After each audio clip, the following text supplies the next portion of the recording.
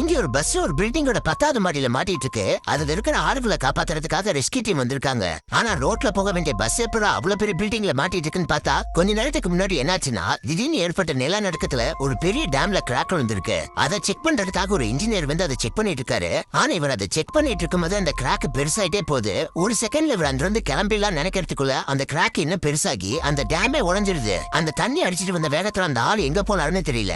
இப்ப இந்த தண்ணி அடிச்சிட்டு போற வழியில ஒரு பொண்ணு சைக்கிள்ல போயிட்டு இருக்கா. பின்னாடி ஏதோ சத்தம் கேக்குதுன்னு திரும்பி பார்த்தா தண்ணி சுனாமி மாதிரி வந்துட்டு இருக்கு. அதை பார்த்ததும் 911க்கு வாய்ஸ் கண்ட்ரோல் மூலமா கால் பண்ணிட்டு சைக்கிளை வேகமா ஓட்டிட்டு போறா. ஆனா தண்ணி வர்ற வேகத்தை ஈடு கொடுக்க முடியாம அவளே அடிச்சிட்டு போயிடுது. இந்த தண்ணி அங்கிருந்து அப்படியே சிட்டிக்குள்ள வருது. அந்த பஸ்ல எல்லாருமே அப்பதான் வேலைக்கு போயிட்டு இருக்காங்க. அப்ப அந்த தண்ணி அடிச்சிட்டு வருது தெரிஞ்சவும் சுதாரிக்கிறதுக்குள்ள அந்த பஸ்ஸை அடிச்சிட்டு போய் ஒரு பில்டிங்ல சொருகிடுது.